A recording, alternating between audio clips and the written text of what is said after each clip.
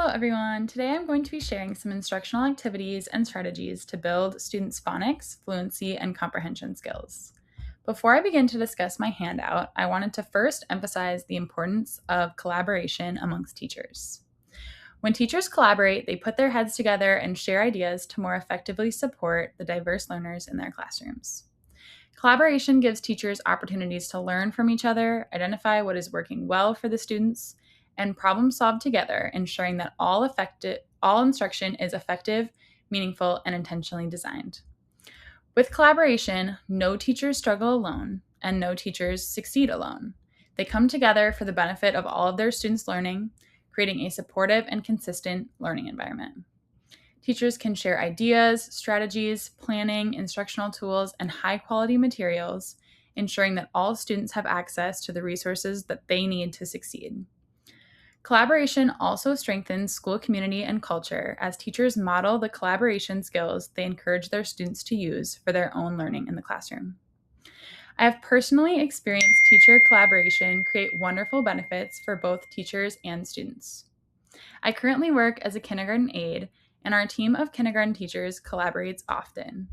I see how often they share materials and suggestions, and I'm not even attending their PLC meetings myself, where most of the collaboration occurs.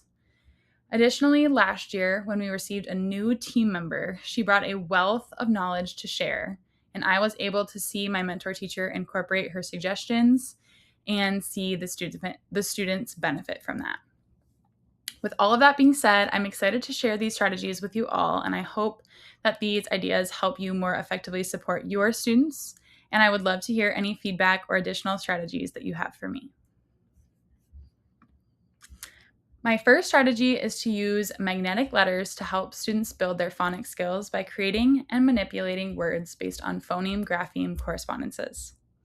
These magnetic letters provide a multi-sensory learning experience by incorporating visual, tactile, kinesthetic, and auditory elements. These multi-sensory elements not only increase engagement, but also support a diverse range of learning needs. Students are able to see, touch, and move the magnetic letters around, connecting the sounds that they hear with the letters that represent them. This hands-on manipulation makes the sounds they hear concrete, strengthening students' understanding of sound symbol relationships. The second activity that I use to build students' phonics skills is a roll and read. This is a gamified activity where students roll a die and read the corresponding decodable or high-frequency word on the game board. So there are a few different ways that teachers can use this activity. For example, students can play coverall, where they continue to roll until every space on their game board is covered. Another option is race to win, where students keep rolling until they fill up an entire column, making that the winning column. These game-like formats increase student engagement while providing repeated practice with decodable and high-frequency words, helping students to build decoding and word recognition skills. The next literacy component is fluency, and one activity that I've included for fluency is repeated reading. In this strategy, students build their reading fluency by reading the same chunk section of text multiple times. Using the gradual release of responsibility model, the teacher first models fluent reading by demonstrating accuracy, appropriate pacing, and expression of this section of text. Students then reread the same smaller section of text multiple times before combining the sections together into a larger section. By breaking the text into manageable chunks, students feel less overwhelmed and are able to focus on fluently reading each smaller section smoothly and accurately. Throughout repeated practice, students strengthen their automatic word recognition, improve their reading rate and expression, and build confidence as readers. My next activity for building fluency skills is reader's theater. This is one that I find students really engage in. As students prepare for their performance, they rehearse their scripts multiple times, giving them repeated practice with the text.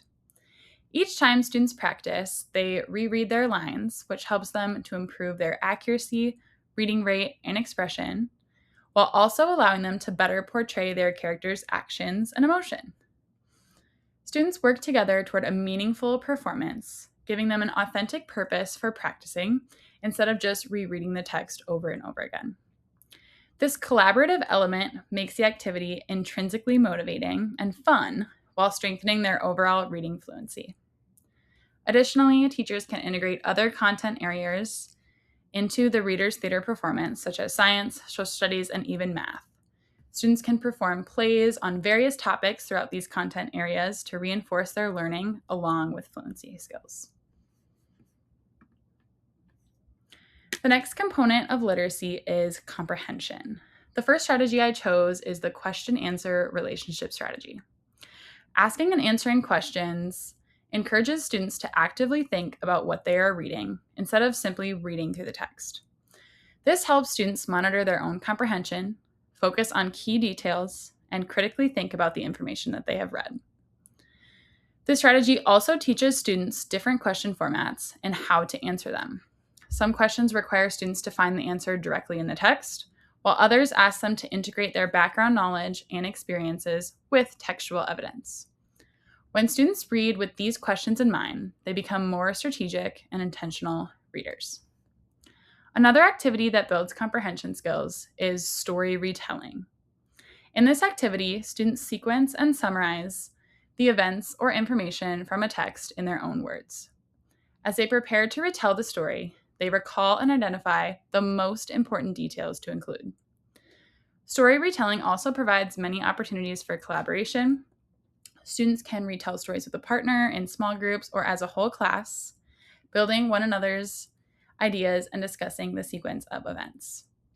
This strategy can be used with both fiction and nonfiction texts, allowing it to be easily integrated across various content areas. For example, during a science lesson, students could retell the life cycle of a butterfly by sequencing and explaining each stage in their own words, reinforcing both their comprehension and their science learning. Thank you all for listening.